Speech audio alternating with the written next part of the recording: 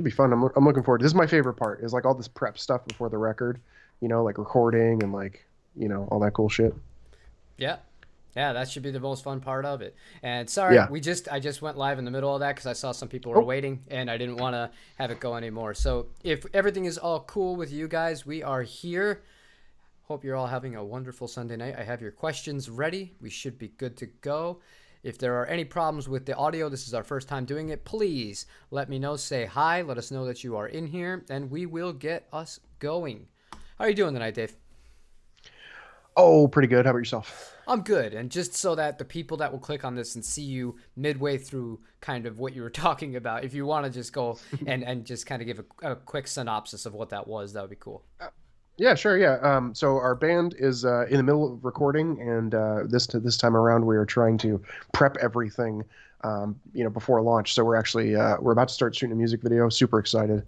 It's going to be super cool. And like I was saying, this is my favorite part of this whole thing is getting all this stuff prepped and ready before an album drops, and recording and being in the studio and making stuff and looking for new merch designs and putting together all that kind of crap. And, I just think this is the fun part. I love building things.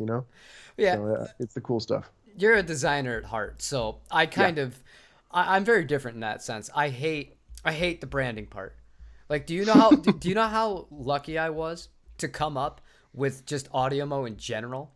Like that was a fluke, and that was from Full Sail. Actually, I came up with this name when I was in Full Sail. So I was just like, oh, that'll be my business plan. My business is going to be a mobile recording studio. But I'm terrible at naming things. I'm terrible at designing things. I can't name a band, a song, anything. I dread all of it. But it's not about us tonight. It is about our friends and all of you guys. And hello to Mr. Marcus.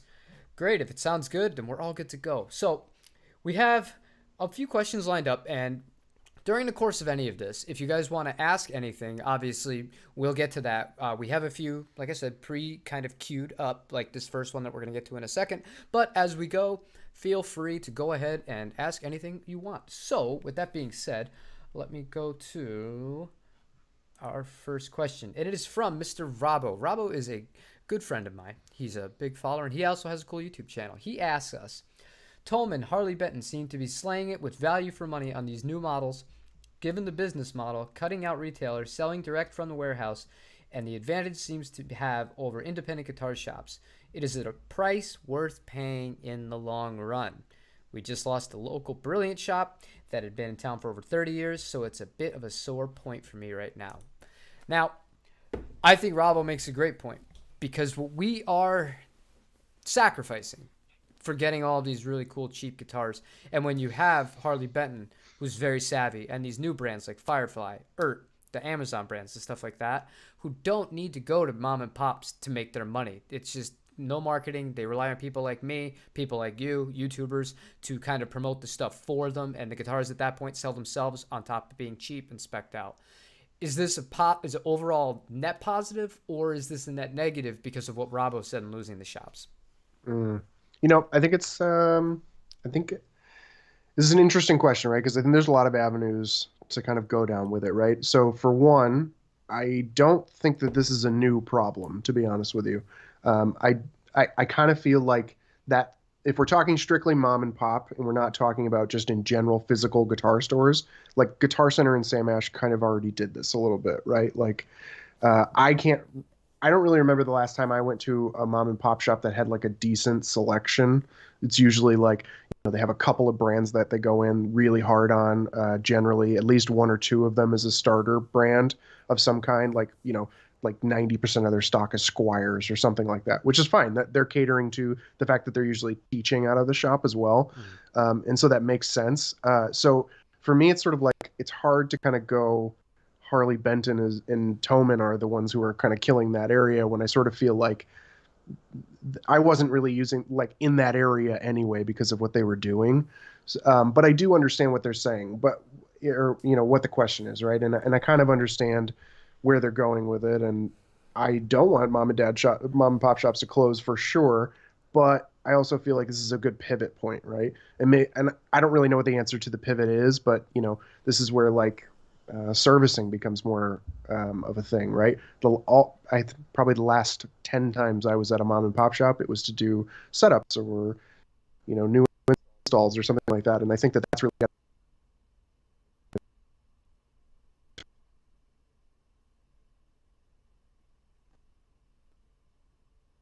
versus buying stuff online.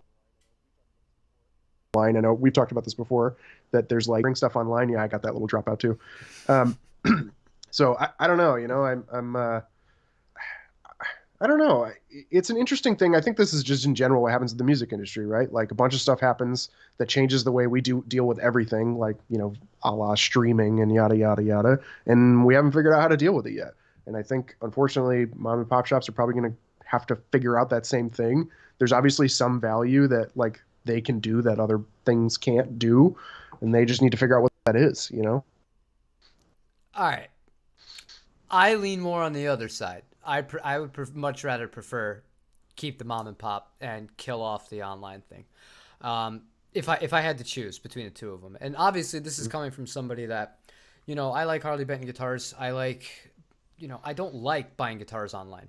I like shops like Dave's Guitar Shop because that shop in particular, I beat people over the head with this shop. But the reason I do it is because it provides an opportunity to get guitars that you would never be able to afford at a reasonable price used and in excellent condition from a shop that doesn't sell things that are like really beaten up or really, like they're really picky about what they sell, right? So from that aspect, I'm grateful for that.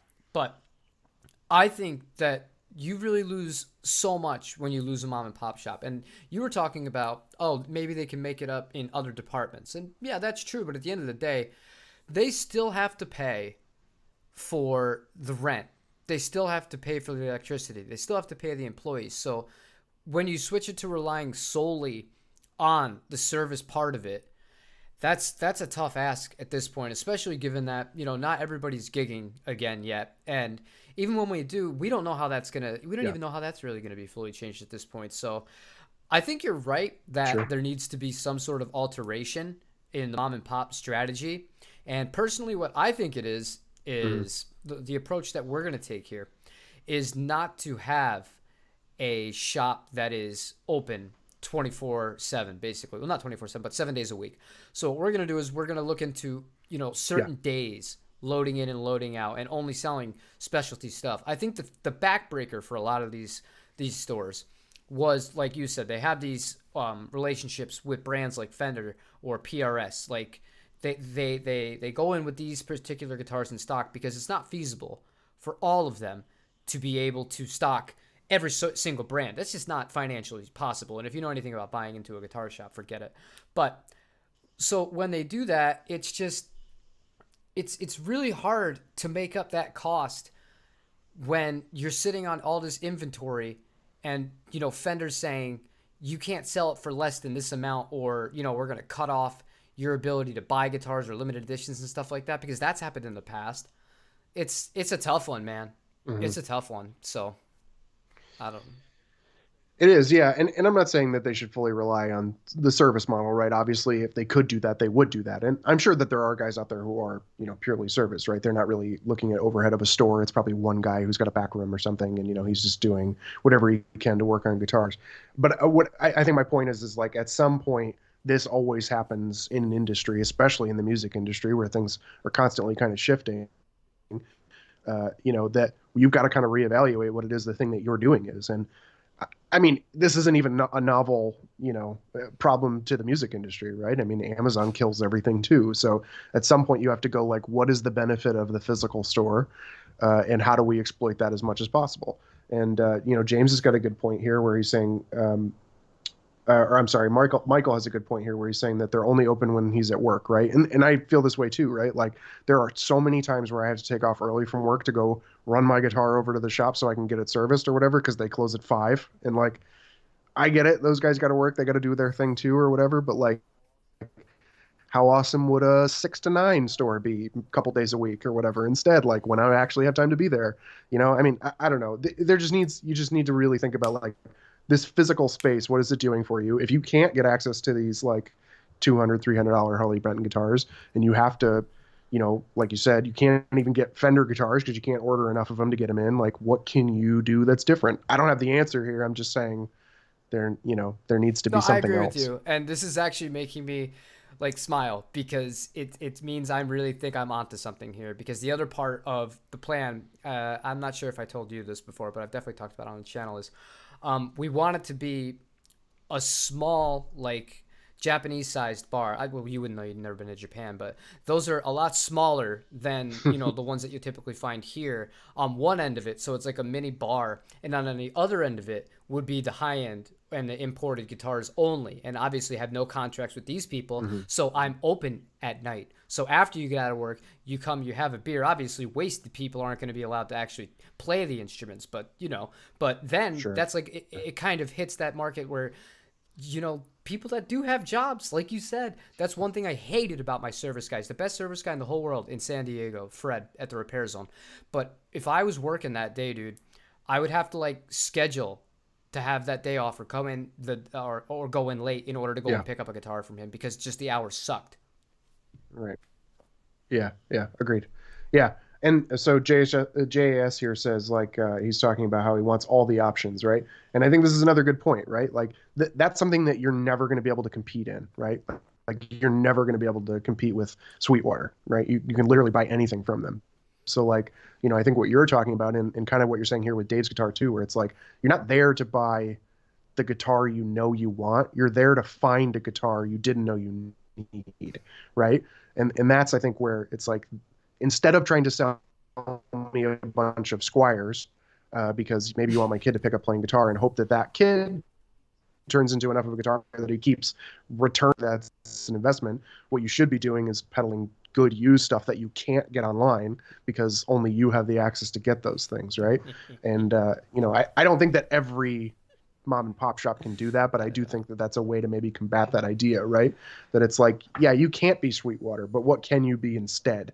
What can Sweetwater not do, right? I think what you could do, I think the one thing that Sweetwater can't do is well, on top of what you just said. The one thing that really, really, really goes overlooked by a lot of people and a lot of us, because first of all, we're looking at it from this perspective. We kind of know what we like. We know what kind of neck Yeah. shapes we like. We know what feels comfortable to us.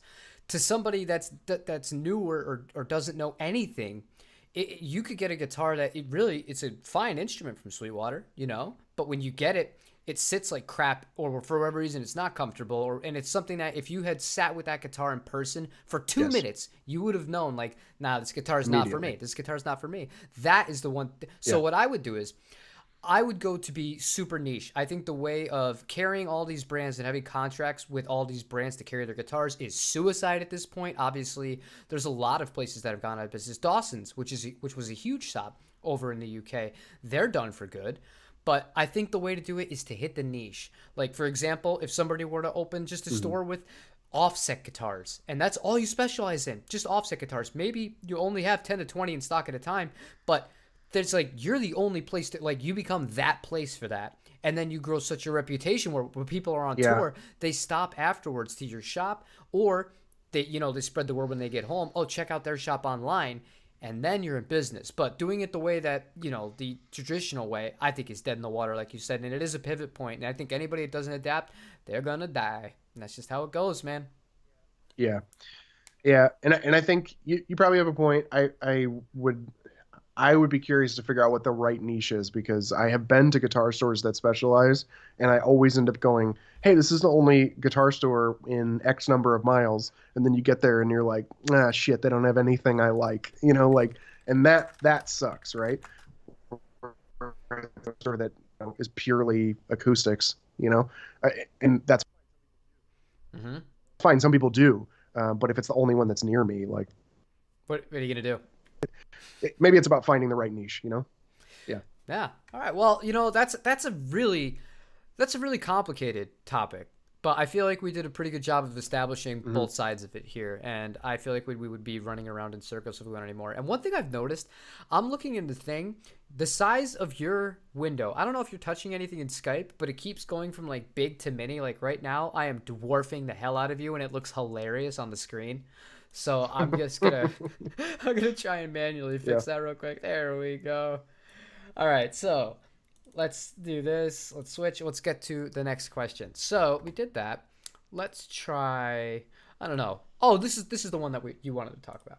Okay, so Ali asked us, what is our perspective on the new modern guitar players? For example, Tim Henson, Ichi Kanito, Yvette Young, Manuel Gardner Fernandez, etc., etc., etc. I will let you begin. Okay, so I'm gonna butcher names here, but Ichika, right? Can I say Ichika without? I don't want to be like the Ichika. white guy. Yeah. Ichika. Okay. Ichika. I think he's incredible, right? I follow him on YouTube. I think he's probably one of, if not the best guitar player doing their thing right now, right? And I do think, and obviously this has been talked about ad nauseum, I'm sure.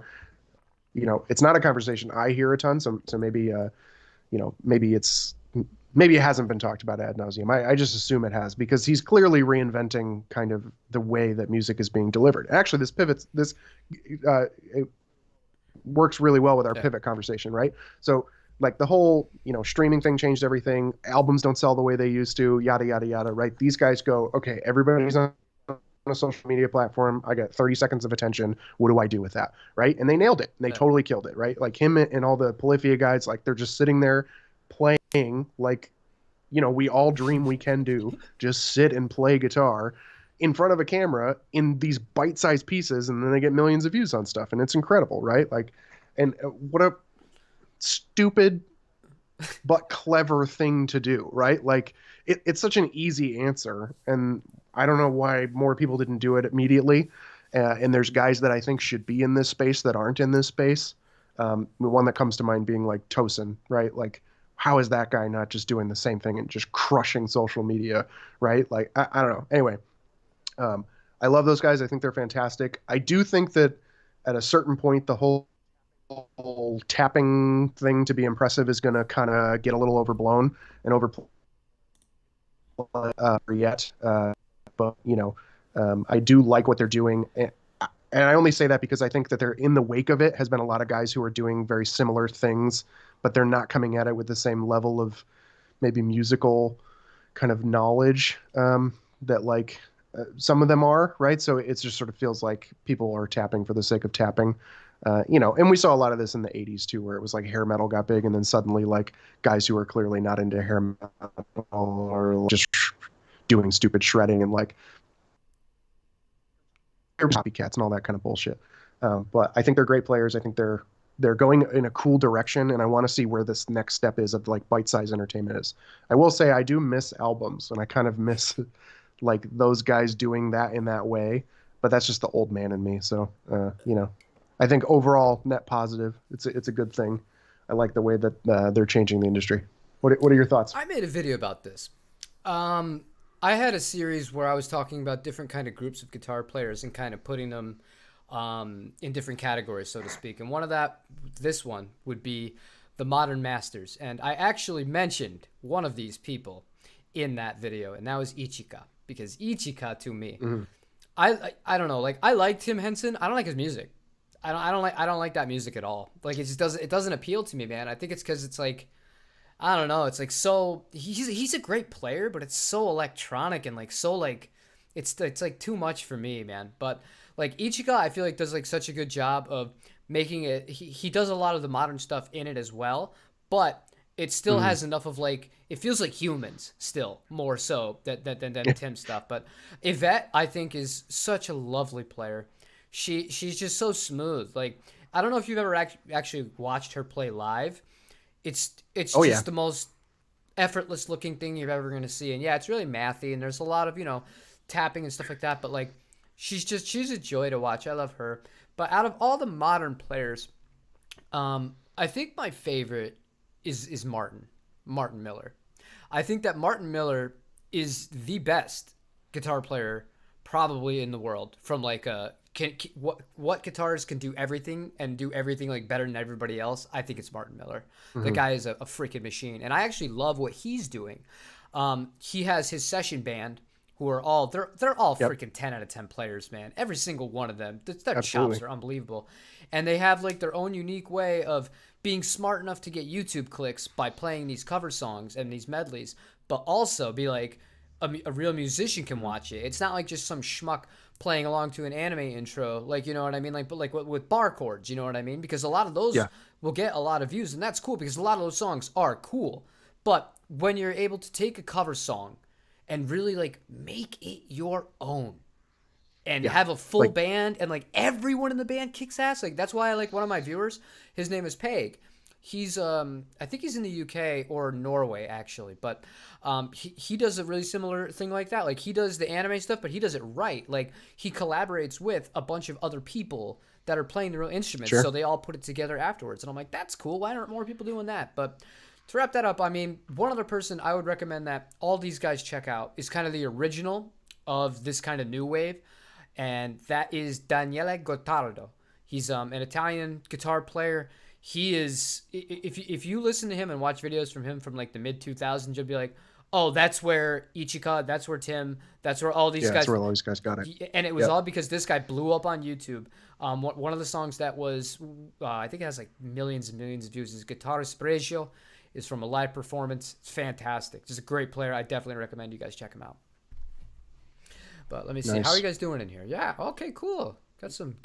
I didn't know. Okay, well, I said I was an Ichika fan, and I didn't know he had a band, a new What band. kind of What's the new band called? fan are you? I know. Hold on.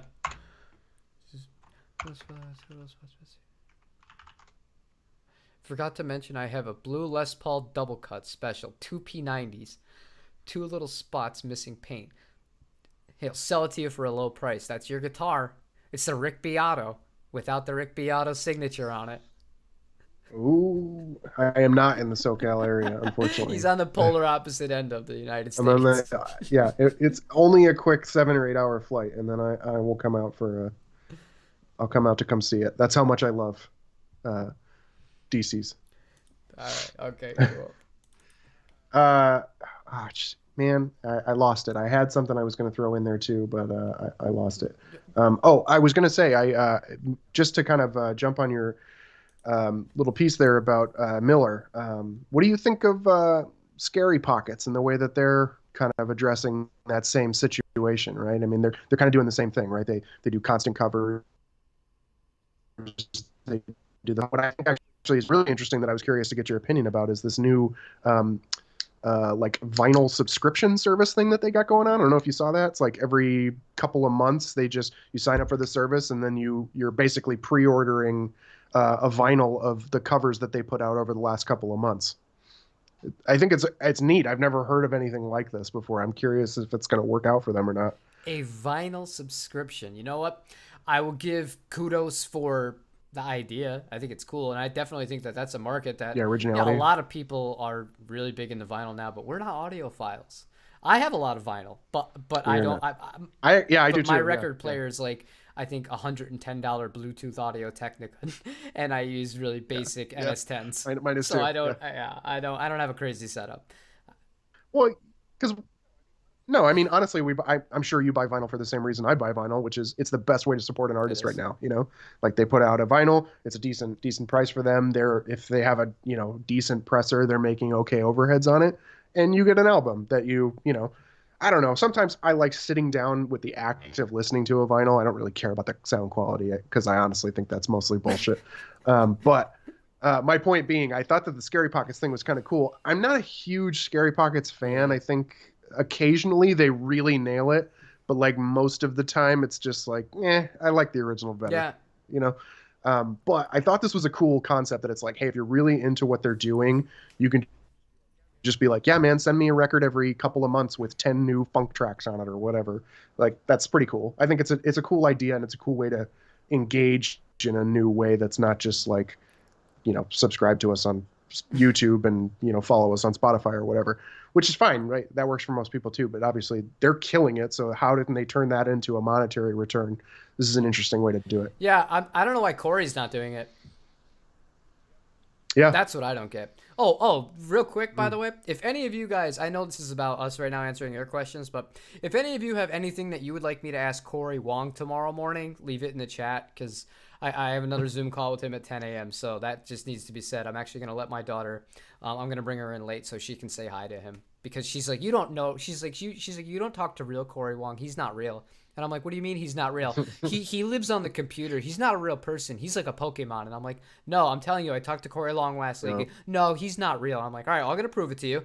And he's going to say hi, Penelope. I promise. So I she's just at a fun age. I think you just have a cardboard cutout of Corey No, Wong. yeah, no, but Yeah, I'll yeah, get her with that. But it's just it's funny because she really is at that age where she's starting to figure out what's fake and what's not fake. Like sometimes you're like, oh, is yeah. this story real? Like, oh, what's gonna happen? She's just like, it doesn't matter what happens. It's a cartoon, and I'm like, Jesus God, you're 4. Like, you got some time to be happy and Yeah. ignorant. Like, my God. But okay, moving Nice. on. So let's go move on. But thank you, Ali, for that question. I see you're in the chat, so welcome along. All right, so I'm gonna let you pick here. Do you want to take on? Because I know on one of these topics you have a lot to say. So do you want to just get right to the guilds? Yeah, yeah. We'll get right to it. Okay. You're saying I have a lot to say, like I have a whole rant to go on. I don't actually have a rant so much as I do just find this space. Oh, hold on. Let And me it's let because, hold on, like hold you on, hold said on. earlier. Let me read the Uh, question. Let me read the okay. question. Yep. Yep. Read the question. We will get into it. Okay, you see that's how I know you're amped up because you wouldn't even let me get the question out. All right. I was gonna get to the All question. We right, were gonna get there. Blagek, if I'm pronouncing that right, I'm doing better than I thought I was. All right, good luck on the podcast. Here's my question: shouldn't guild guitars be getting more love and attention? They are. Dave, your video is killing me. They are all of one of Yeah, the I don't know what's longest going on. lasting companies still owned in America.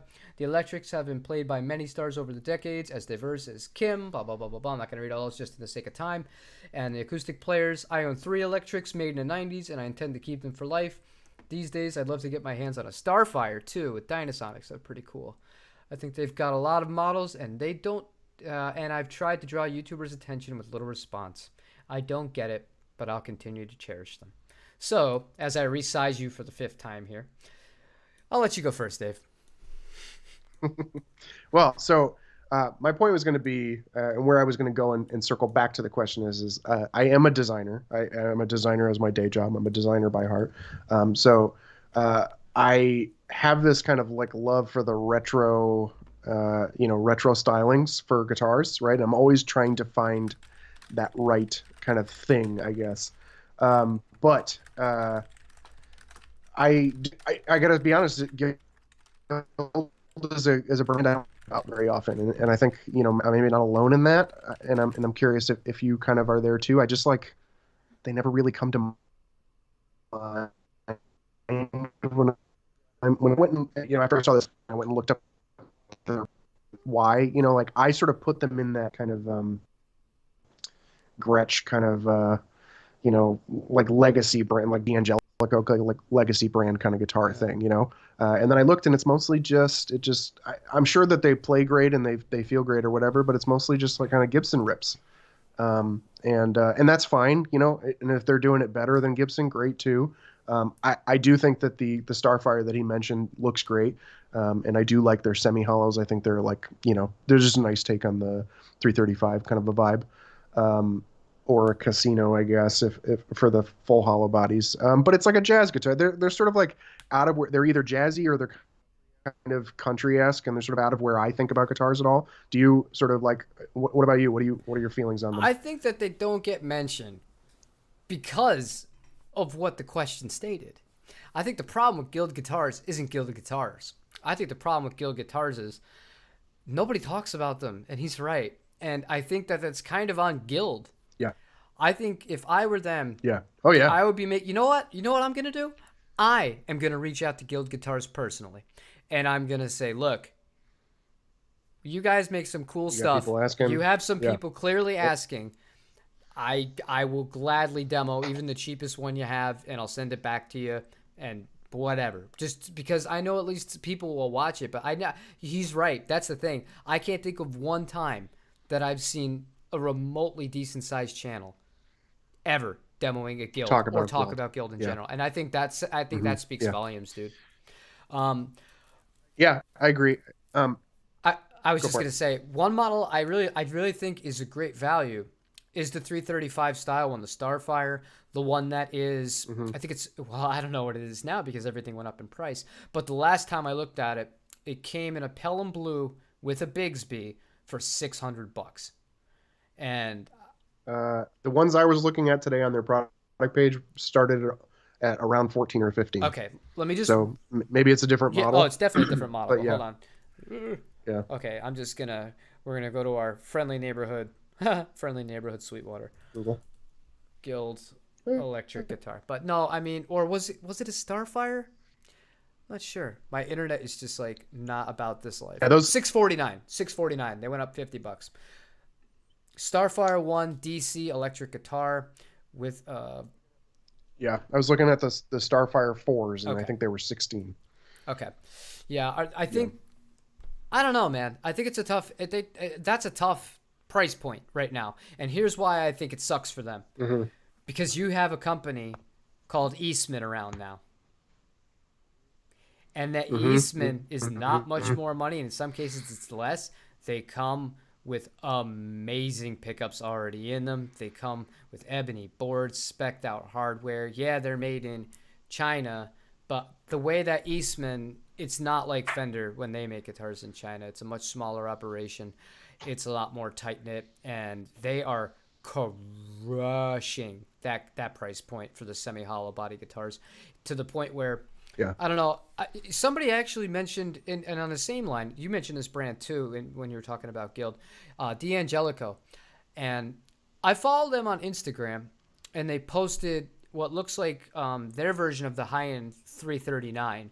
And it's like this really cool, like, it looks like almost like gray jeans that you would wear a finish on it. It's not a finish I would think I would like, but I was like, oh, that guitar looks cool. And they're like $2,000. I look up the model, it's made in Korea. And I got nothing against Korean made guitars, but I mean, for $2,000, I you could do so much better than that. I could get a used made in Japan Edwards for half that, and that will be more than likely a better made Sure. instrument. And yeah, I don't know. It's tough. Yeah, what's weird with D'Angelico too. I don't know if you do this or not, but I follow or I have the Musician's Friend app on my phone, and they do this stupid deal of the day, and they are like giving those Oh things yeah. away all the time. Like I would say at least 3 or 4 times a month a D'Angelico guitar that their MSRP $700 or $800 or something. Like I don't know what they're doing or how they're getting away with it, but maybe that's the thing, right? Maybe they're pricing them on the knowledge that they're doing sales, right? Like Samsung does that with their phones, where it's like every phone is $1,500, but they know that Verizon, like if you trade in your old one, they give it to you for $3 or some shit. So who knows? But the reason I brought up D'Angelico is, and actually here Michael mentioned it too, Dan Electro, right? I really really like this kind of like retro vibing style, but I don't like any of their guitars necessarily. Like, so I went on this kind of stint looking for the perfect like retro 50s guitar for a while, and because I found this small and I want to talk about this afterwards, which is why I'm talking about this now. I found this small guitar brand called Millimetric No. Guitars. Have you heard of them? um, I think it's just a one guy operation. It's a custom brand that he's doing where he builds all of them. But I don't know if you should Google them Wow. right now because they are the most amazing looking guitars I have ever seen. But they start at like $2,500 because he's making them by hand, right? And anyway, I do want to. Okay, JAS is saying he bought a few of those stupid deals and seems like they're discontinued models. I think you're probably right, and that's why they keep putting the same ones up over and over again because they're probably just trying to get rid of them. Um, Dave, millimetric.ca. I'm seeing guitars here for 2,700. yeah, you don't think these are the coolest things ever? These are so cool. These are so cool. I would never own one because it doesn't do anything I want it to do. But that is the coolest looking guitar I have ever seen. From a designer perspective, this is so cool. And I don't, I know your face is disagreeing with me. I love them. I think they're amazing. They're designs. Yeah, but they have lipstick pickups in most of them, so I would I never ever think buy if one. you took two zeros off of all those prices, I would consider it. Yeah. Well, so this is what I wanted to chat with this in mind, right? Like, what do you think about this kind of space? I've never bought a guitar from a single custom guitar builder, right? And I always wondered, a few of the guys I follow, right? And this is kind of where like the woodworking and the guitar stuff sort of meet, right? Where it's like you're talking about a guy like there's a guy who's really popular on YouTube. I think it's T Chicks, and he builds just one-off guitars, and they look incredible. And you watch him build them, so I know he knows what he's doing, right? But like, what I don't know. Would you ever do this? Would you ever spend $2,500 on a guitar that you know was being built by hand for you to your specs, but is not coming from one of the big brands, so you have no, like real weight behind it as a company or anything, but it's a guy, like a single guy who builds guitars for a living. I think it's an interesting idea, and I've always wanted to pull the trigger on something like this, but then the like I don't know, the seasoned musician in me is like, oh, it's a bad idea or something, something stops me. There's one brand I would do it for, and I say it's a brand, but really, they would do it where it would be one person from start to finish. I've actually had the order form up multiple times. I just haven't done it yet for financial reasons. It's a brand called Mamos in Japan, and a lot of them are based on kind of obviously Fender style instruments, but the level of quality and the level of just it is one person. You can have the option. They have a few like production, and by production, I think it's like 4 total people that would touch the guitar. Or you could have it just like a master built one person. They'll give you the option to do that. And I was like, I'm so interested. I'm so interested. But I mean, at that point, it's really tough because, like you said, first of all, it's a lot of money, but it's a lot of money that you understand why it's a lot of money. Yeah. So that part of it's not the problem. It's what if you don't love it? What if you don't love it? Mm-hmm. I mean, you're stuck with a really expensive guitar that you're going to have such a pain in the ass moving if you ever wanted to get out of it at that point. And it's just a crazy thought to be like, for some reason, I know I could spec every single part of the guitar that I'm giving to them, and it still might come back, and I might just not.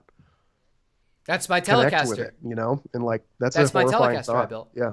I just, on paper, if you told me everything, I'd be like, oh hell yeah. But I mean, nah, it's just it's nothing wrong with it. It's just not the guitar. So it's like, all right, well, at least I didn't spend $4,000 on this. Like that's why the PRS, the private stock, it like scares the shit out of me, and why obviously I don't have the money to do it, but I wouldn't do it anyways because just the thought of spending that much money on a guitar, sight unseen, and then just basically there's no return policy, there's no anything like that. Like that sucks, dude. That's such a gamble. But we've tangented enough. I will say I would like to try a guild.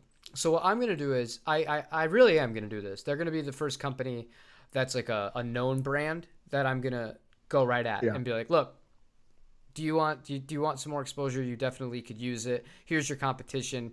If you're willing, let's try and work something out. And obviously, I have some viewers who are interested in seeing your stuff, so it's not just me saying I want a guild guitar. You know what I mean? Sure. But yeah, no, I think it makes a good point. All right, so let's go ahead and also, and if any of you guys, because there's a lot of you, and I really love this. If any of you guys, like I said, if you have a question you want to ask us in real time, we could get right to it. We have no problem going on the fly. All of this is on the fly. All I did was kind of show him the questions. We didn't talk about what our answers were going to be beforehand. Just kind of, just so we weren't like, oh, I have no idea what that person or brand or is. Just kind of, just giving a baseline here. But our next question, we got two. It's Michael. Michael takes essays. I love him. All right, so his first question is, I have a Fender Blues Junior Tweed with a Jensen. He loves the sound. What would you recommend as a good second amp? Vox, Marshall, something under $1,200, please. Mostly clean, max gain of ACDC. Yeah. So we did talk about this a little bit before, that there's not really enough information here to give you a solid recommendation, but we can give you a couple of avenues to go down, unless you're on and listening and you want to give a little bit more detail here. But if you want to stay in the combo realm, do you want to head Are you trying to record primarily? Are you trying to play out? Is this just for fun in a bedroom? Those are all also kind of important qualifiers, I think, to answer this question. Um, I'm going to let you start because AC/DC gain is not my area of I'm the more expertise. classic rock Uh, guy. I'm definitely much more. yeah, I only keep laughing because anybody who's watching this stream will kind of understand why I'm laughing. Every 2 seconds, I have to go back into OBS and resize you. Like mine has not changed size once.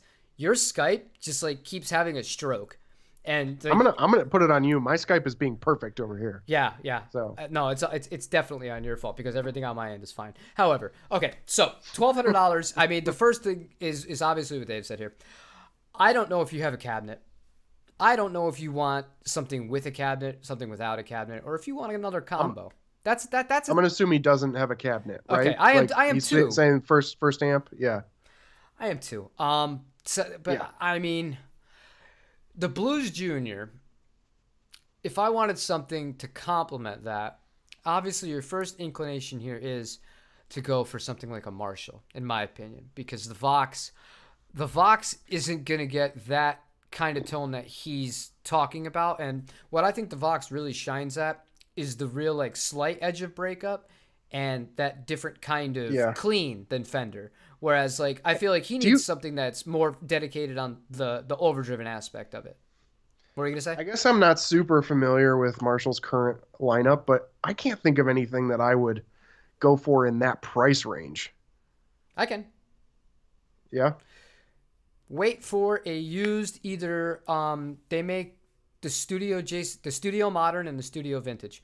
The studio vintage would be right up his alley. It's a 1x10 or a 1x12 combo. I think you can pick which one you want actually, and it will record really well.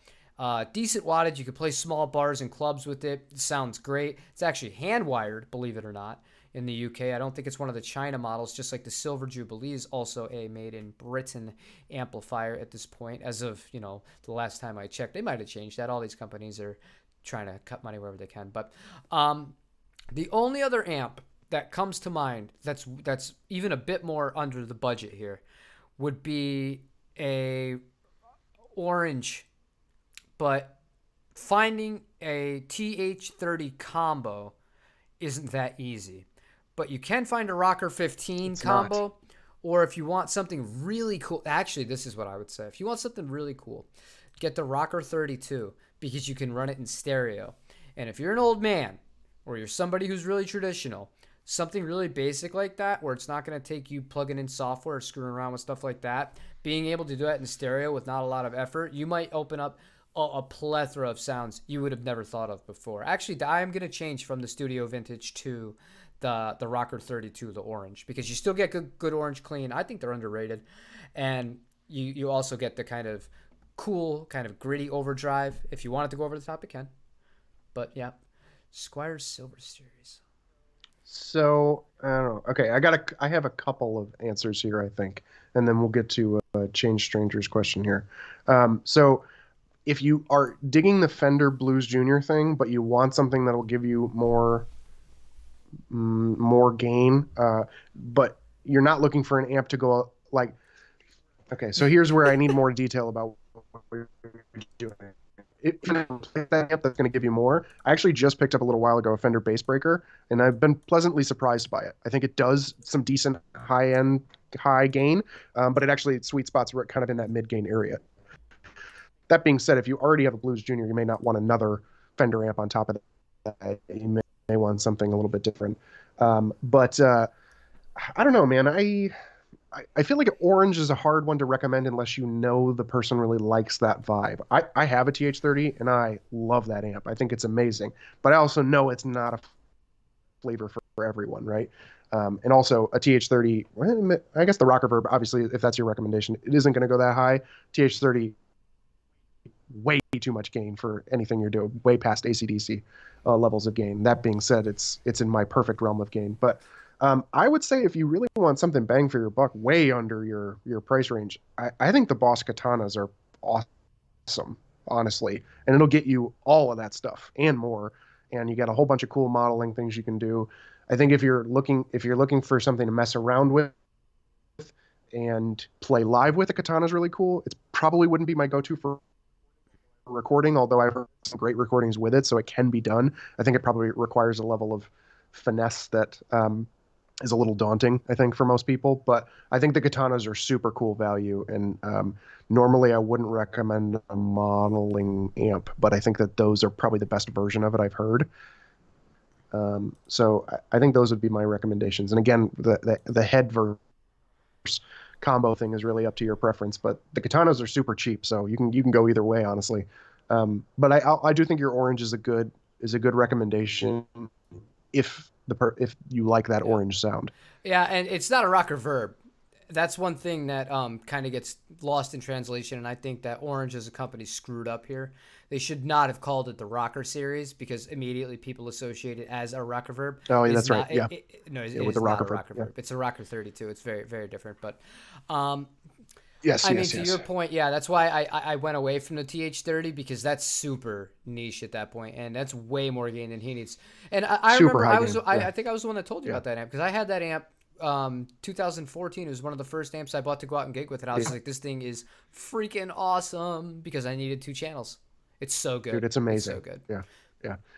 It was like the first serious Yeah. amp I bought. Like I had a, we talked about this before. I had the crate. I had a couple of just beater amps and stuff, and I finally was like, you know what? We're gigging all the time. I'm recording all the time. I'm gonna get something I really, really want. And I just finally went and bought a TH30, and it's amazing, and I'm never getting rid of Yeah. it. Uh, but it's a very specific sound. What I did want to actually add on to this too, though, while I do agree with you about Vox being like edge of breakup sound, I think a good combo also is Vox with a pedal to push past that. If you're going for that, I really like that Vox push. I also personally prefer the Vox clean over the Fender clean. I'm just more of a dirty clean kind of guy personally. So I think that's a cool vibe to go for too. Is like an AC15 or an AC30 with something really, really nice pushing in front of it to like past the gains it's really comfortable with. I think that's kind of a cool option as well. You know what I actually really loved? I had an AC4 and I replaced the tubes in it and I used an external 212 speaker. All I did was throw a full tone full drive in front of it and I loved the drive out of that. It was like that perfect like kind of Yeah. like yeah, it's actually the gain he wants. That's like the gain he wants for that. But Yeah. I mean, you're Yeah. really limited with that amp with that option. But all right. Yeah, I have what's the one you sold me? Is that the AC4? I never remember what the remember the little white guy? It's like this big. I have it. I use it all the time because it's awesome. That's the exact amp I was Yeah. telling you about. Yeah. That I was just talking about. I love that. That amp with a It's a nice great kind amp. of like Yeah. not like distortion pedal, but a drive pedal in front of it gets you into Yeah. bliss. I think it sounds great. Yeah, I swapped the tubes in it and I put JJ's in it, and that was it. It was perfect. It was great. Yeah. It's out there. We use it all the time. It does great cleans, and it if you pair it with the right IR, and like you said, with a decent boost in front of it, and drop it on like the 1 watt setting, and really crank the volume, it's a great distortion that comes out of that thing. That being said, it's a useless for a live amp because to do that, you kind of have to be able to like throw it in front of an IR and like be able to mess with the room and crank it, and like you can't reasonably use anything more than one.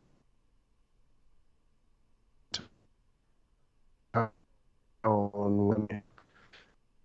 You just went out at the end there, but okay. Yeah, you're right though. You can't use that. You can't use that amp live. It is what it is. But I'm curious here. The Squier Silver Series. Do you mean the Black Star Silver Series? Or am I missing something with Squier?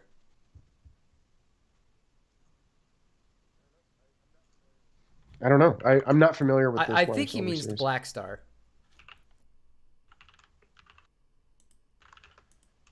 Silver. I don't know. Somebody else backed him up here, so I'm trying to think. Sure. And once again, it's like your thing is on drugs, man. Jesus God. All right. So just let it happen, man. Just let it be on drugs. let it happen. That's those. You don't need to see my those are face not anymore. words that you should say on the internet, my friend. All right. So Yeah, man. I'm not seeing any silvers. Yeah, Squires. I'm seeing like 1992 Silver I think Squire. he's talking about the Black Stars. Silver Line. Black Star Silver Line. Those I haven't played one. I'd love to demo one of those, but I'm not sure about them. Um, the Squire or the have I ever played a resonator guitar? I have. It sounds exactly like you think it would sound. It's Yeah, it sounds like a metal yeah, guitar. it's not something that a tone that I would really be interested in, so to speak. But I mean, it's if I played in that genre that would require it, there's definitely a place for it. And now Michael's the one I really wanted to get to. Since you're a Jag guy, what do you think about off-brand Japanese Jags with a full scale length of a fender? Do I still consider that to be a Jaguar? No, I do not. I do not. I think they're cool guitars. And I think it's like when built guitars, like, oh my God, I want to, it's impossible to mention built guitars and not tangent about how that company gets praised while everybody else gets like shit for stealing designs when the entire premise of built guitars is a stolen Starcaster headstock and like stolen other like body styles. It's crazy to me. But when I think about stuff like that, the Squire Silver Series?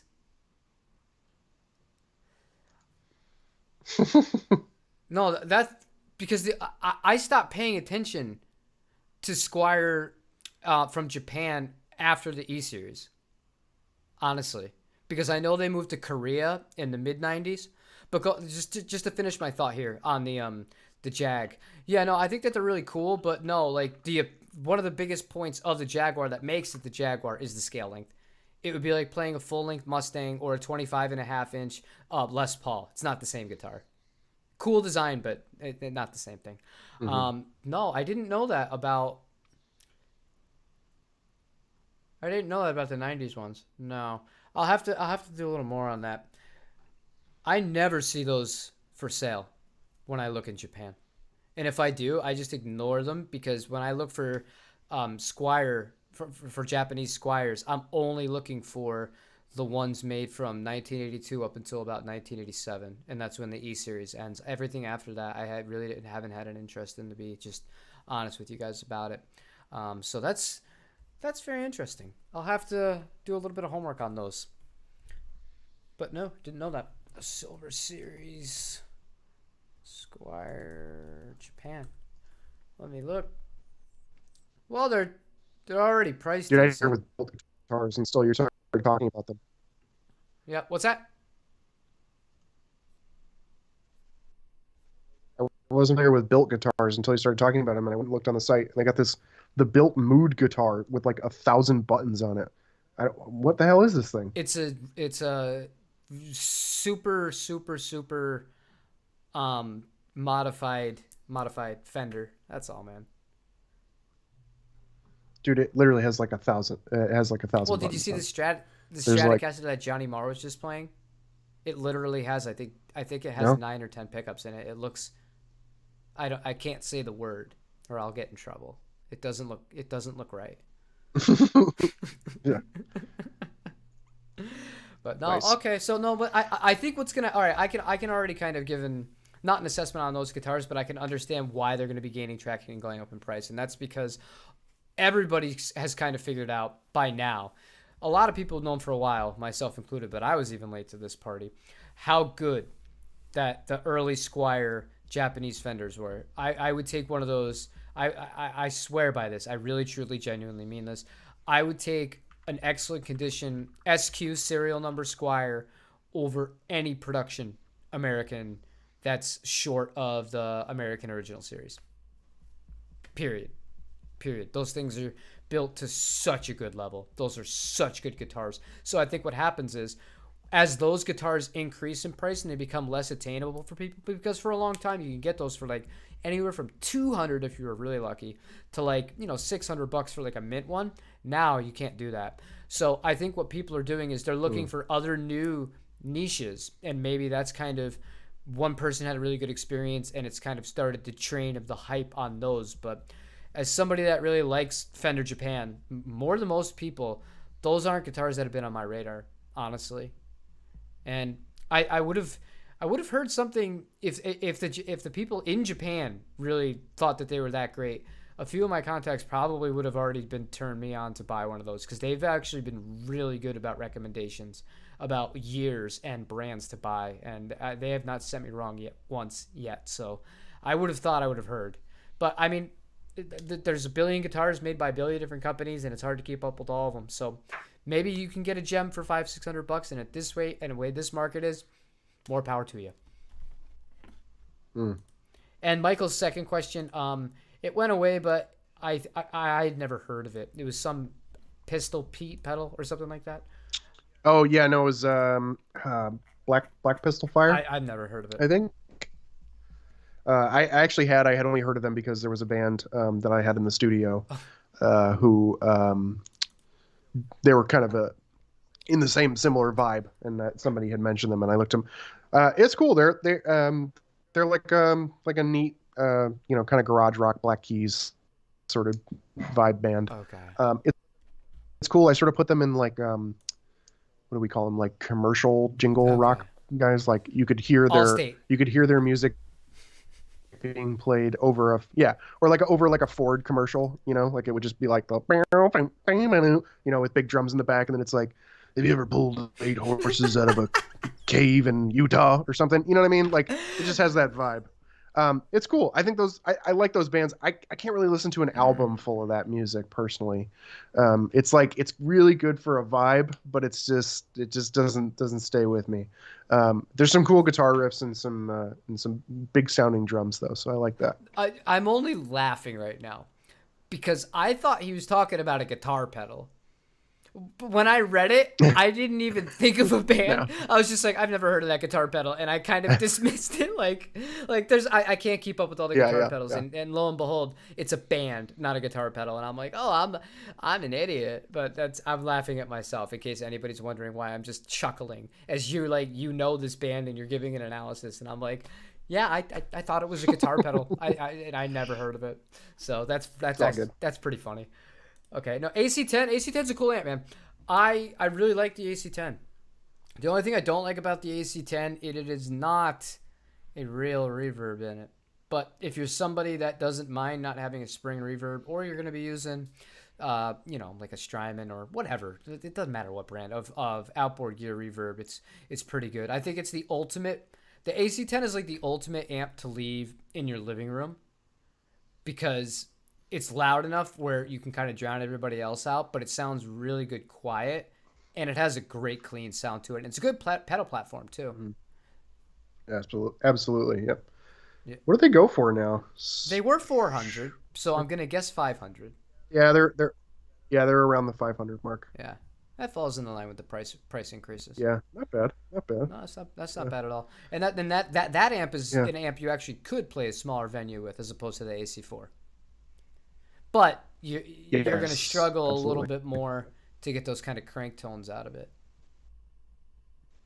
Well, I'm picking on the reverb, Thomas. I'm picking on the reverb. That's all. I mean, I'm so spoiled. I literally have my entire life as a guitar player. My first real amp is a vintage Music Man with a vintage Accutronic spring reverb unit. So my kind of standard and what I love about reverb, I'm not normal in that sense. So for me, I can't compare it. But I mean, for the average person, sure. I mean, it's not unusable. It's not like it sounds bad or anything, but to me, it doesn't sound as good as the real thing. That's just me. Thomas, your ears may be less abused than ours. I do not think an AC10 is too loud for I don't either. Plus, do you have kids? I don't think it's loud enough to drown out the wife, the kid, and the dog. I might need to put the Music Man out there one of these days. That might be the only way that anyone will listen to me. You know what? I'm actually gonna try that the next time everybody, because you know how it is when all hell's breaking loose in your house, and like it feels like you could scream and everyone's still gonna ignore you. That's what I'm gonna do. I'm gonna put the Music Man to 2. That's all I need. Because if I put it to 3, I'm gonna break windows. If I put it to 2, everyone's going to shut up. And I'm just going to stand there with the guitar and be like, I am the king of this house. That's all. And then they're gonna be like, "What's your Actually, point?" And I'll be like, "That's it. I have no point. I just wanted to show you that at any time I can overpower all of you. That is all. Goodbye." what's the wattage on that thing? I remember actually Justin, my old guitar player, had one way back in the day, back before we had any idea how to use it. So we were using it with like shitty distortion Oh pedals and yeah. stuff in front of it. But I remember it being a weird wattage for the Mine size. is 130 watts of Yeah, tube yeah, power. exactly. D- Yeah, dude, that thing is so You unreasonably will loud. die. They designed it so that it could play Madison Yeah. Square Garden. That's literally like because when those amps were being made, it was the polar opposite of today. Today, everyone they want to make 5 watt amps or a 1 watt amp or whatever a 10 watt amp and have it be like this perfect kind of in between sound where it's not too loud where you're gonna piss off your neighbors. Back then, they wanted your amp to not need a PA. So everything was made to be so freaking loud. That's why you had all these 100 watt heads and 50 watt, like extension cap and all this stuff. Like this Music Man, dude, I have never heard that at full volume because I would literally not be able to hear anymore if I tried.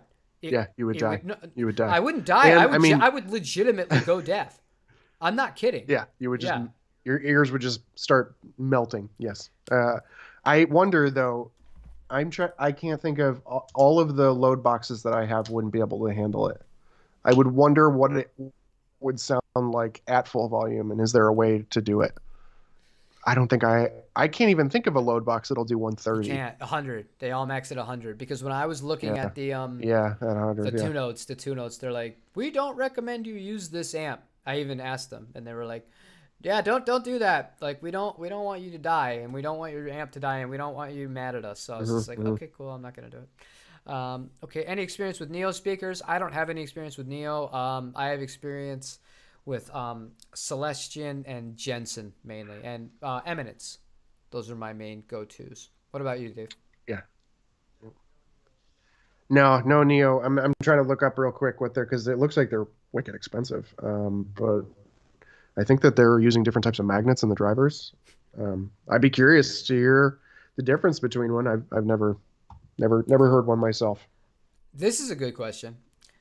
Do I have any interest, or do you have any interest in the new Harley Benton Stomp pedals? They're basically all minis.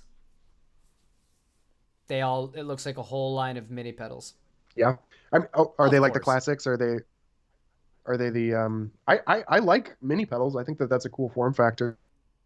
Um, and and not for me specifically, but I really like when these like the basic starter pack of pedals and making them affordable. Like I think it's a good thing. I am not among the pedal elite here. Like I think if I was going out and building a pedal board from scratch, I'd probably do mostly Behringer pedals. Like if cost was my main thing, because side by side they don't sound that different. And like some of these pedals that they're emulating get so fucking expensive for no reason. And like, you know what? Everybody and their mom are where you get one. Just get one. It's going to do what you need it to do. So I think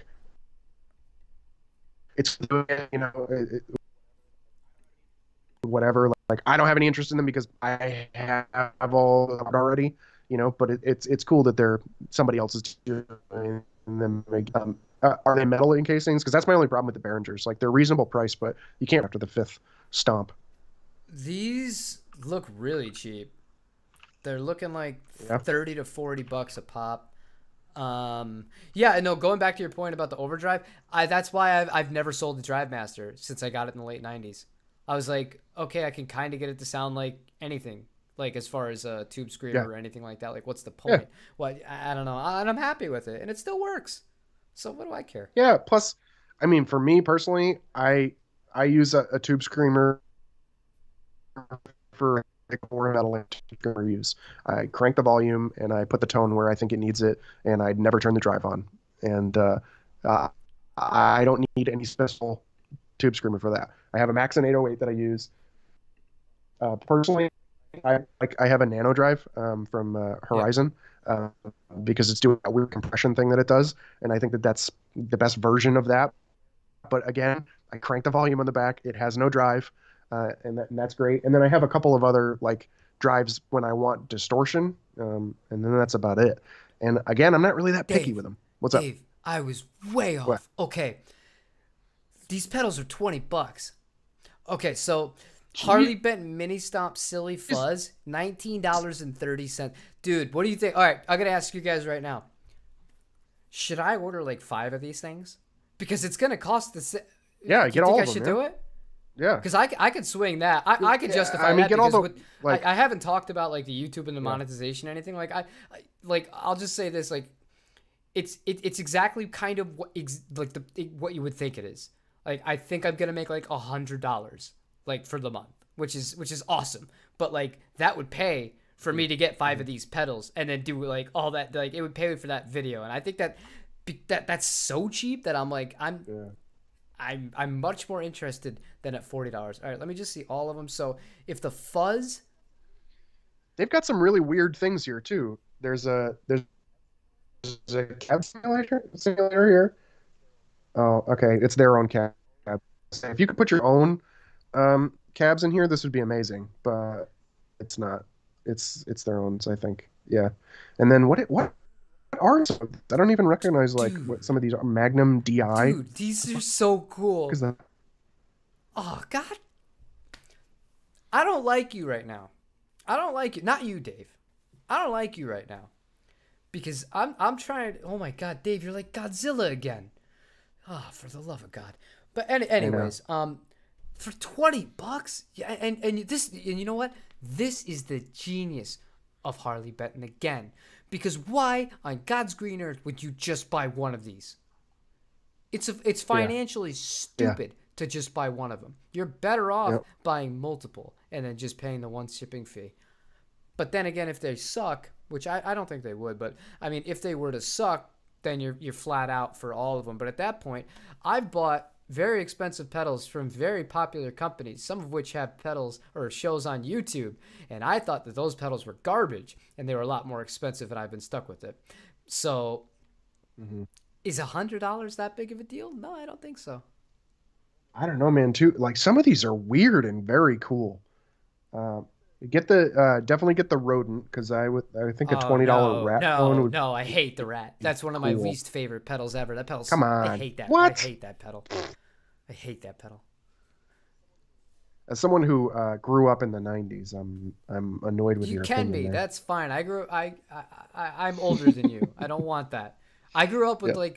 like the after like the flashbacks of the '80s enough, where all the hair metal. Like I'm good without ever hearing a rat ever again. Hmm. Hmm. I'm cool with that. It's not gonna bother me. I'm surprised at some of these utility pedals. I think like there's an AB box here. Like Yeah. that's super cool for $20, right? Like what a weird thing to offer in this line. Like I would think that this would be like you're trying to do. Who did this? Was it Andertons? They did this a little while ago, a couple years ago, where they like put out a whole series of mini pedals and they were all like reasonably cheap, but they just hit like the mainstays. But these are some weird things. The I'm microcab. There's I'm there's doing a it. there's a I'm doing it. headphone amp. I'm doing it. There's a DI with a cab sim in it. Like these are weird. These are cool. Oh no. I didn't want to spend any. I was like, oh, you know what? I'll save my first YouTube paycheck and I'll buy some strings with it. No, I'm gonna buy a bunch of these $20 pedals. But you know what? I think if I made a video on that, I think that would do pretty well. Yeah, yeah, for sure, Especially if man. I bought a bunch of them and I just kept going through them. So, all right, so Yeah, just do like a, a pedal board for $100 or something. I think that'd be a good video. okay, dude, some of these names make me so sad. Edgy could you Yeah, be less subtle? they're Could you bad. be less Yeah. subtle? Magnum DI is pretty bad. That sounds like something. That sounds like something Frank Reynolds would say, and It's Always Sunny in Yeah. Philadelphia. Magnum DI. I think Silly Fuzz is a must buy. That's on my list. Um, Deal Breaker. I kind of like the name of that. What kind of pedal is that? Oh, it's based off of Blues Breaker. I am stupid. I'm very stupid. Yeah, JHS has this crazy ability to make anything extremely expensive. They do, yeah, they do, and it sucks too. I always like I watched JHS back in the day when it was like It's kind of very shitty, and different. he was still It's calling, very different. yeah, and he was still calling out people for not listening to record time and shit. But I don't like his music taste, so I always skip record time. Anyway, uh, yeah, but he used to like recommend pedals, and they were like serious, like diamond in the roughs, right? Like he would pull out a pedal, and you'd be like, "Fuck, that's exactly the sound I'm going for." And you could get on reverb, and you could maybe get one. Now it's like the second it comes out, everything is tripling in price. Like pedals that he's literally saying like nobody buys these, and then suddenly you can't find a single one No, it's anywhere. It's I ridiculous. almost feel like it's got to be done somewhat deliberately.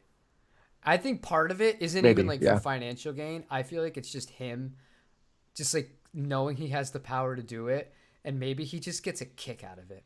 Maybe he's like, you maybe, know yeah, what, these crappy DoD pedals from like 1993, this obscure line that nobody bought. He's like, none of them are selling on Reverb. I'm gonna make every single one sell, and I'm gonna bet my wife that I can do it. yeah. He's I'm doing, gonna yeah, bet her I can do yep. it, and I'm gonna win that bet. And my ego's gonna like, I don't know. Part of me is just like, that's a dick move. The other part of me is like, I wish I had that power.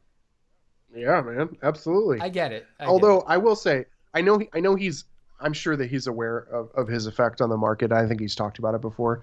I will say, I really, really like his opinion about like he's not about the like you can tell he's got the wall of fucking pedals behind him. He's not about the specific pedals. Like he's the guy who goes, yeah, I can make a $40 DoD pedal sound good if I need to, and sometimes they just do sound good. Like you don't have to look at the brand, you don't have to look at the price. You can just go, I plug this thing and it sounds good in my ear holes, and that's good enough for me, right? And I like that opinion, and I feel like at a time when they started, uh, it was really when like the forum guys were like really all about it's like, oh, it's got to be this fucking circuit and this, this bucket brigade chip or whatever. It sounds like shit. And I liked that he was coming out and going like, nah, fuck you guys. It's if a pedal sounds good, it just sounds good, It's true. like, and most of this like stupid crap that they're like, oh, it's got to be from this year with this date on it and this number in the back is just BS. And like, Well, yeah, we all know that's the it. Boss pedals, man. Those made in Japan Yeah. Boss pedals versus the ones that were the made in Taiwan's the decade after. The price difference is astronomical. And yeah, maybe you're getting a better built product, but at the Yeah. end of the day, it's like tonally, is there that much in it?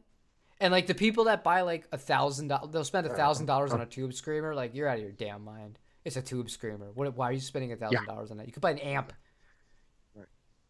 You could Yeah. buy a few amps Ridiculous. and a Harley Benton guitar, and then all these cool pedals, Hmm. or just one shitty tube Yep. screamer. Not that it's gonna shitty, but you know what I mean. It's just one tube screamer. Yeah, but it's not worth what you're No, paying I for don't it. think so. Yeah. But I mean, value's all about perspective.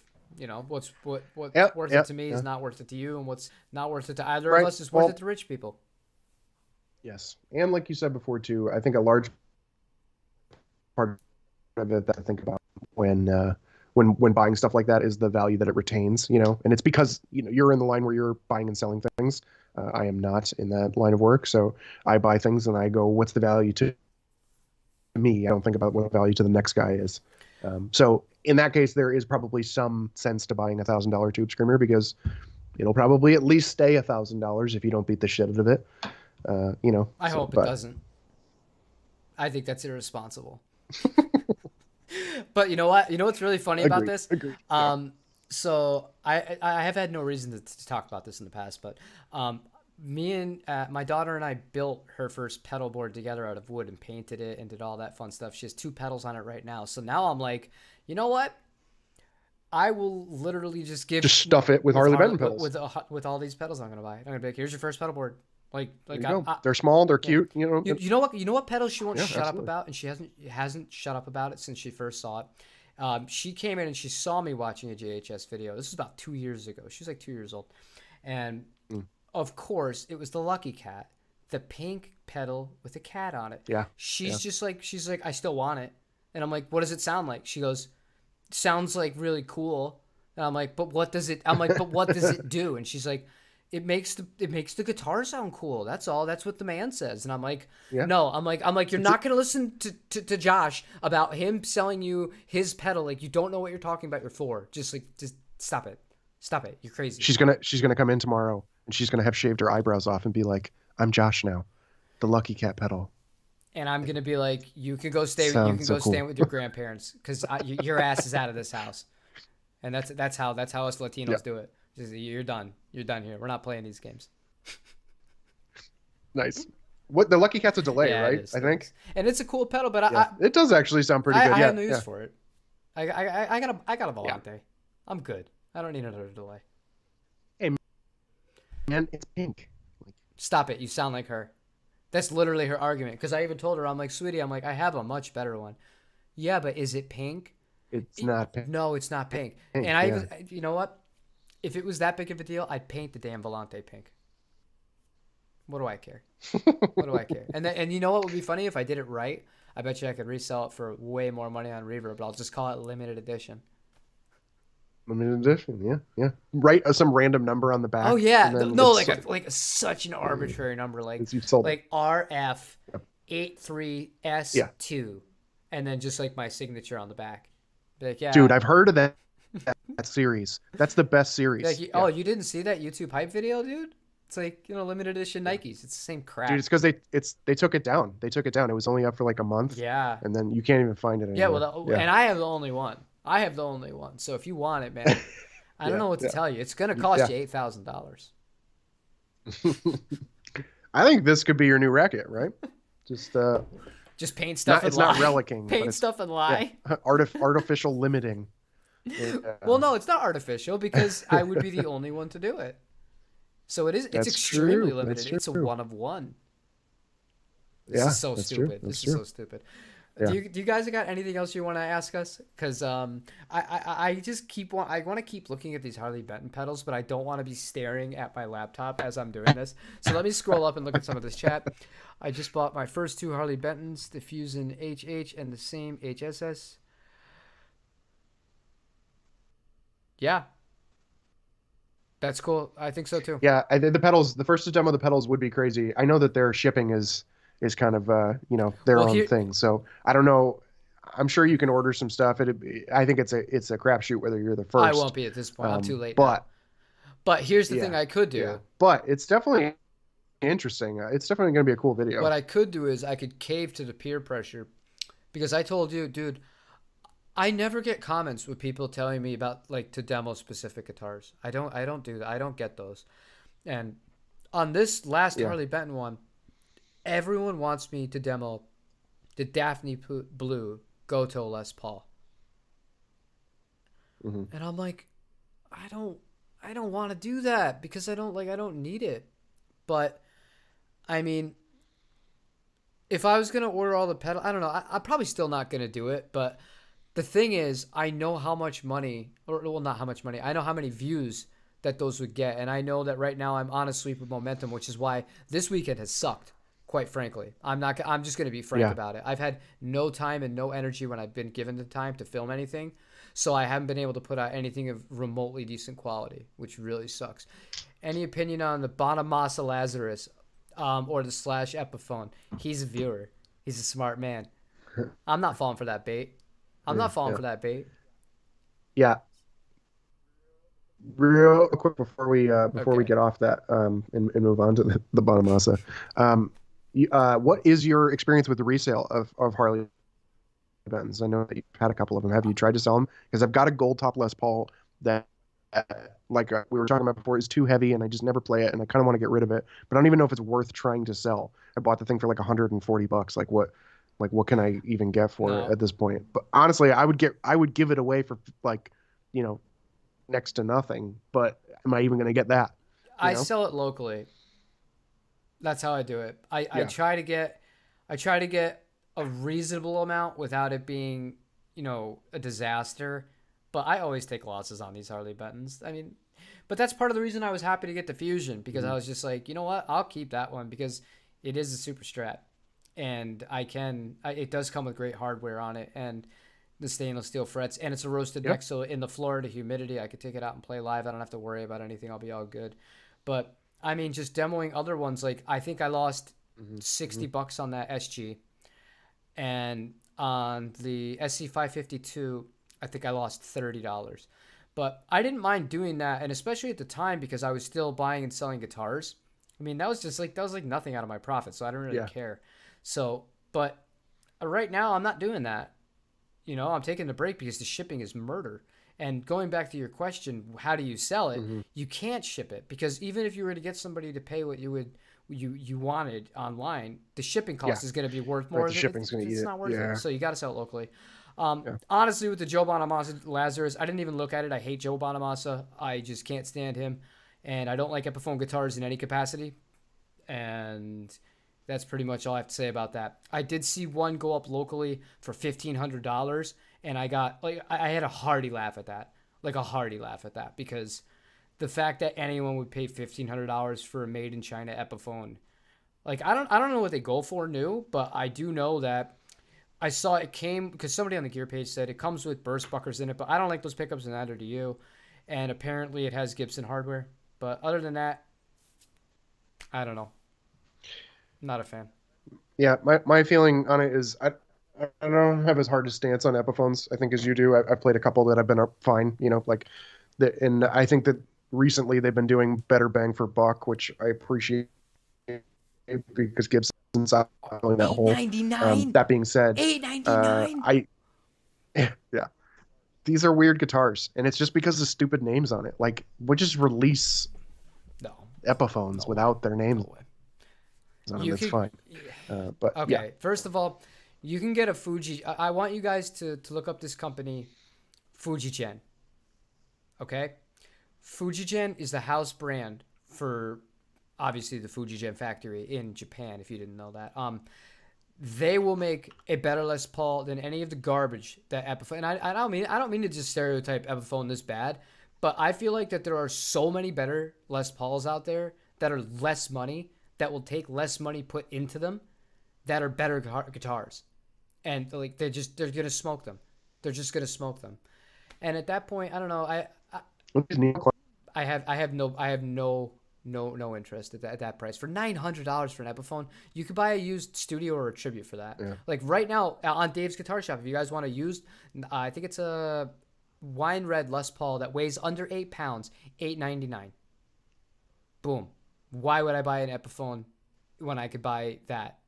That's a real Gibson and retain its value. And I mean, I don't know. Maybe the Joe Bonamassa will retain its value better because it has his blues lawyer name on it. But I mean, as a whole, quality wise too, I'd rather have a studio over them. That's just me. Dude, I didn't know about these Fujigens. These look cool. I like these the Neo Classics. This is cool. They're badass, dude. They're super badass. I don't I don't love the headstock, There's no way but around I it. can There's a few brands. that. One of the earlier house brands Fujigen used before they labeled them as Fujigen was Cools. It's a lot more subtle of a headstock. It's spelled Coolz. I think they were only in production for 2.5 years in Japan, but those also, you can get a steal on those. Pretty cool guitars if you could find them in stock. And they're Mm. not going to cost you a ton of money.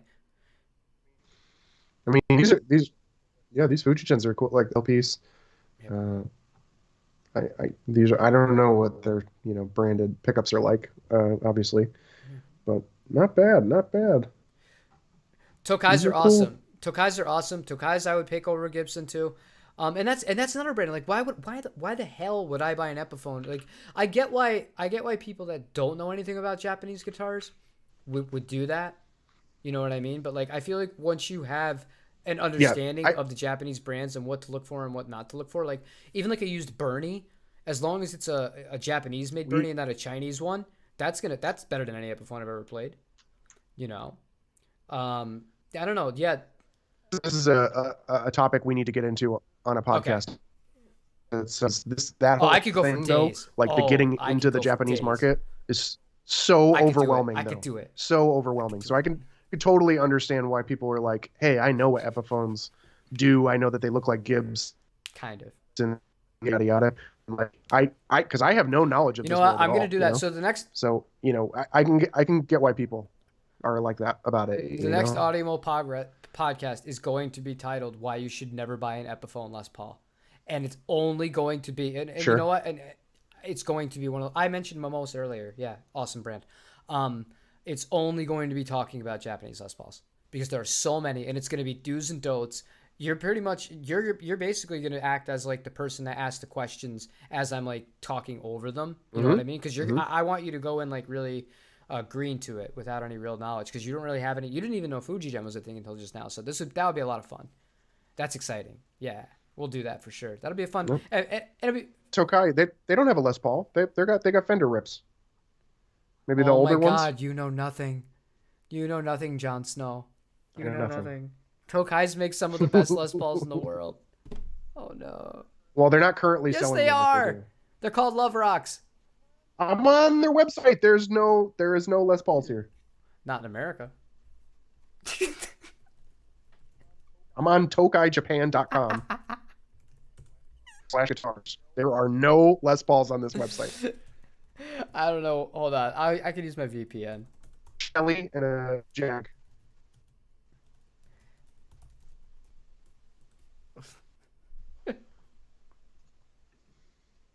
I swear I'm not lying. Yeah, they're being made. Yeah, they're still being made. I'm literally looking at them right now.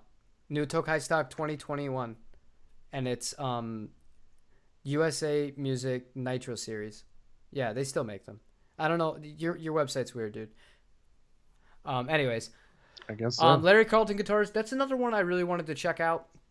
Versus the Harley Benton. Sire. Yeah, the Sire Larry Carltons. I wanted to do a shootout of one of those guys, but the problem is they're never in America. I think there's like one or two available on Reverb, but it's $550, and I'm not gonna get a deal on that, and I don't want to keep it. So, do I really want to do that? I don't know. Yeah, I was like. Yeah, I mean, like, really, what are these like? The, What are these doing that are like worth checking out other than the price point? I guess. they're really similar to the Fusion 3s. Mm, It's Which one? You the S7s. Yeah. Yeah. Yeah. Okay. And somebody also wanted me to check out one of the Les Paul shaped sires. Mm-hmm. I mean, they have a 335 sire. They have all these. The problem, I don't know how their pickups are going to be. And They're all sold out for yeah, one. So. I guess they have a good reputation from what I've seen, but I've never played one. I'd like to. And that's where we go back to the first question of the night, and that is, I wish there was a mom and pop store I could sit down and play a few of them, but there's not. Actually, they looks like they have a dealer in Tamarack, Florida. Where the hell is that? Worldwide. I have no idea. Worldwide Music Corporation. That sounds evil. That sounds like an evil corporation. It's like north of Fort Lauderdale. Tamarack, Florida. Okay. That's not that far away. Yeah, go check it out. They got sires apparently. I'll show up there and they'll be like, we're closed forever. Like, oh, thank you. That'll be my luck. All right, let me zoom out. How long of a drive is this? It's just above Fort Lauderdale. Oh, dude, are you kidding me? I just have to go down the highway, the 75. That'll take me right there. That's easy. Yeah. Plus, in Florida, you can go like 90 on the highway, right? You can. Yeah. You can. Everybody does. Yeah. How did you first get into Japanese guitars? Because I got stupid lucky is how. My first real guitar was a 1982 JV Stratocaster. That's that white guitar. That's it. And I always wondered because it was sold for so cheap because, this was in the late 90s. And you could even like get the Japanese made Charvels for like $500 or $600 back then too, which was awesome. And I always wanted it. They had a purple Telecaster that was humbucker that I always wanted to buy. They had it at Parkway. I never did it. I wish I did. It's worth a fortune now. But yeah, no, the reason I got so big into Japanese guitars is because I got the JV and it just changed like how I looked at guitars. And For many years, I didn't realize how good that Strat was. I just thought it was a Strat, and obviously because it was my first, I had the cheap Chinese Squire for my first guitar. I didn't realize, I knew it was better, but I didn't realize how much better, and I didn't realize how much better it was compared to anything else that was on offer at a similar price. And over the years, I've grown to appreciate it, and I've not played a production Stratocaster from Fender that is any good compared to, well, not that it's any good, but that is as good as the JV, period. Are the Japanese Fender Tellies really good? They're fantastic. They're fantastic. There's this, you know what? Why don't we, because I get really, really, really into Japan. And as you guys can see, like, I can start rambling. So what I want to do is, why don't we dedicate the next live podcast entirely to Japanese guitars, period? I'll prepare like kind of a little history lesson where I can go over it with you guys. We could talk about if there's any brands in specific that you guys want me to hit on. I can go on that, my experience with all these brands. And then after that, we'll just start flooring into brands. We'll hit the topic of the Les Pauls, all the Tokais, the Bernies, the Navigators, the Edwards, everything you guys want to hit on with those, the Fujigens. There's so many great brands and so much good value out there. And yeah, I get excited. As you can see, like, I get excited. Like, this topic is the one that I'm like, I'm more excited about this than anything else we've talked about today. I'm weird, man. I live in the wrong country. I'm so pissed they didn't let me move there. I get it. Stupid world shut down. And then the next one, if you guys could pretend to be interested in recording stuff, and then I can go on a rant on a big podcast, because I don't know anything about guitars. I'm just going to sit here and go. And then the next one we can talk about something I know about. Okay. No. Actually, you know what? I do want to have a long form format here, where we break down a mix, where we do a screen share with you, and we open your Pro Tools session. Yeah. And you won't see me or anything like that. It'll just be you and me. You hear my voice, but then you and your window, and we can keep playing the tracks, and we'll just go over how you got it to sound that way. Because I feel like that's such a more useful way than just talking about, oh, I threw a compressor on this track, the highs were a little bit harsh, so, I kind of tamed them a little bit. All of these words make sense to me and you, but to somebody who might not know anything about mixing, if you can open the plugins, and you're an in-the-box guy for the most part, so this would be perfect. You show everybody, and then you show examples of this is why it might not sound good, and why you would want it to sit here in the mix, and how to achieve a more balanced mix. I think that would be your kind of featured thing. I think that's a good idea. I think we should do it. Sure. Yeah. Can do. We're gonna have to figure out some software shit here, but yeah. Be okay. Favorite 1176 compressor. I like the purple one, MC77. Purple Audio. The Purple Audio is so good. That's one that's on my bucket list, but I don't do enough recording at home to justify a compressor that expensive. Maybe I'm gonna give the bullshit answer. What's the bullshit answer? My favorite 1176 compressor is whichever one you have. That's a bullshit answer. Do you know what's a really good cheap one though? It is a bullshit answer. Do you know what's a really good cheap one? The WA76. Which one? The Warm Audio. Yes. That one.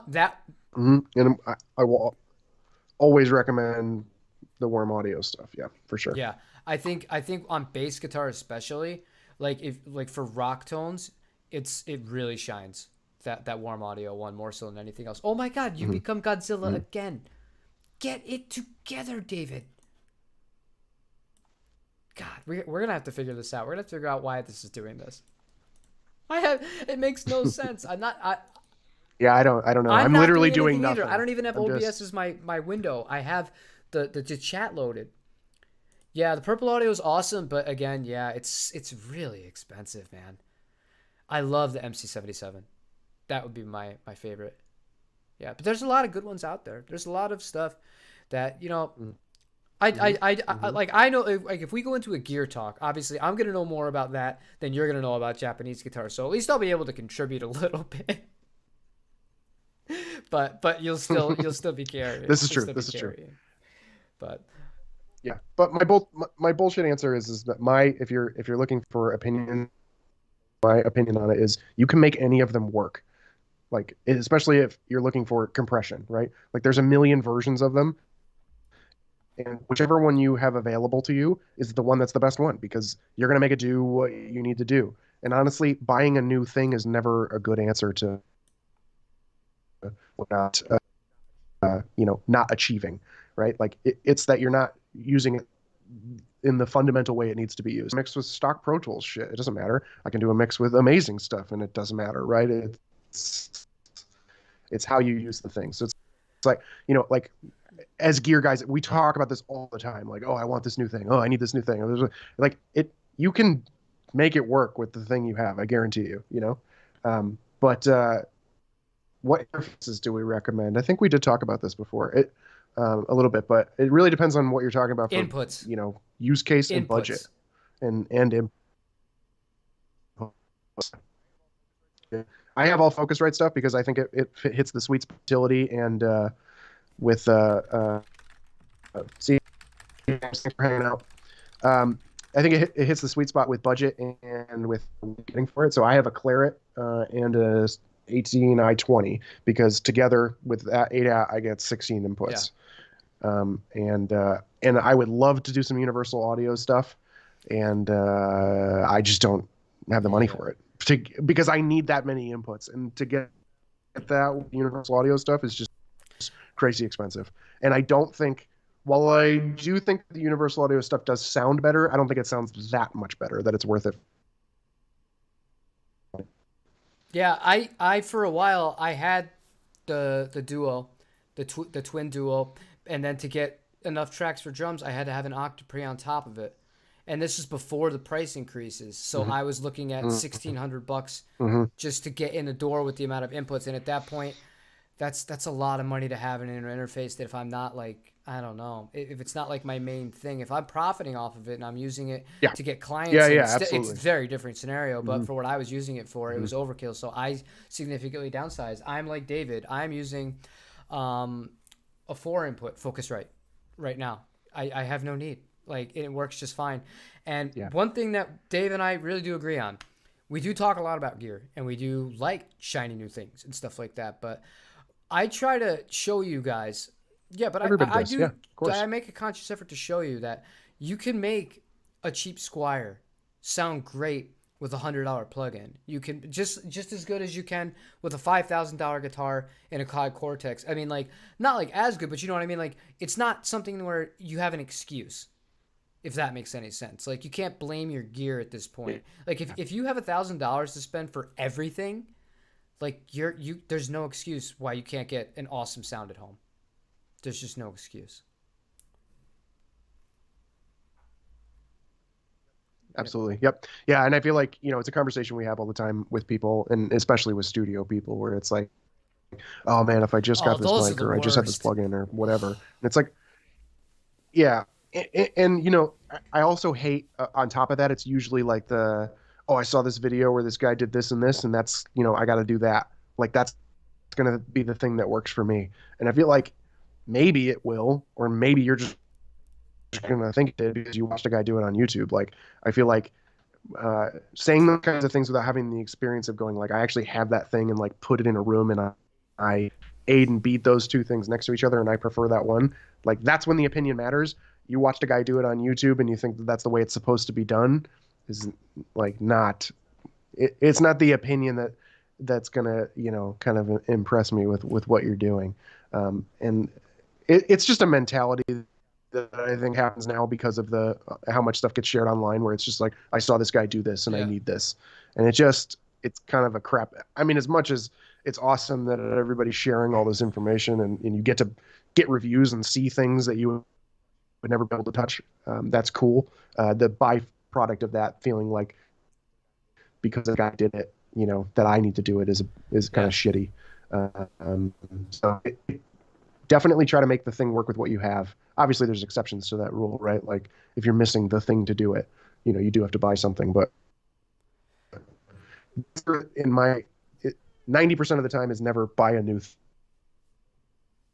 No, I agree. And actually I'm going to make, those are cool. Those are definitely cool. I had an ID44. Sorry, go for it. I had an ID44 and it was really buggy with OBS for whatever reason. It would randomly, if you go back and watch my YouTube videos in that era when I was using that, for whatever reason, it would intermittently just pop like constantly. And I sent it back to Sweetwater. They sent me another one, and I tried it on 2 different systems, and it just kept popping. So I don't know. Maybe they just don't like me, but that's why that was the interface I wanted to use. But what I was gonna say is, I'm going to talk about how I mic the drums and my philosophy on where I put the money and why I didn't put it into other things. So Dave and I talked about how I was going to do this.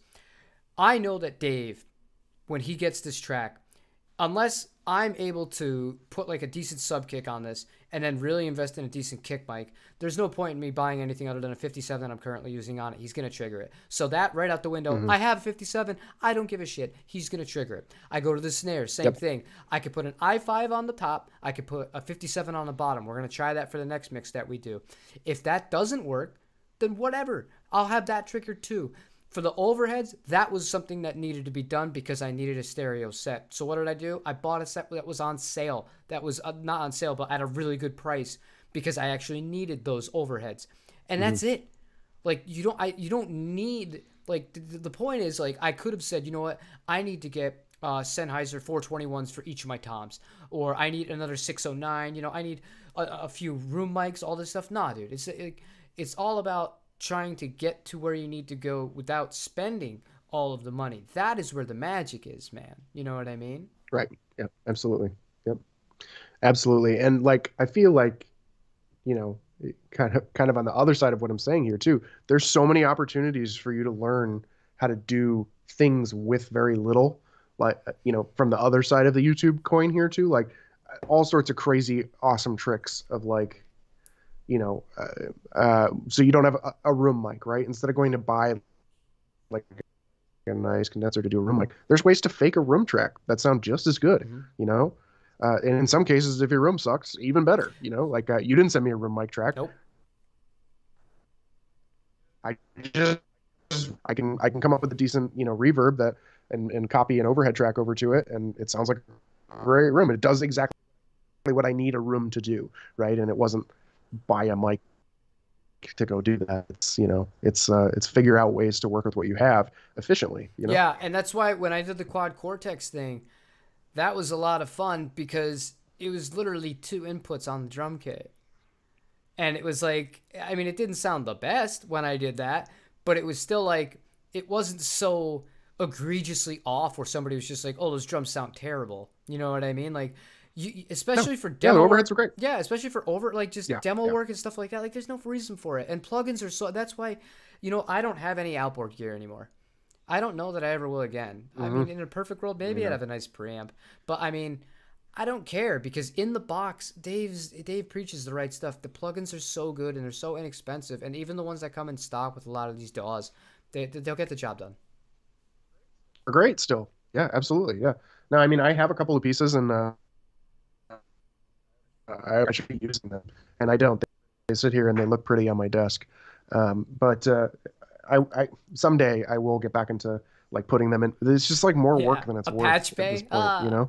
Like, yeah, yeah. That sounds awful.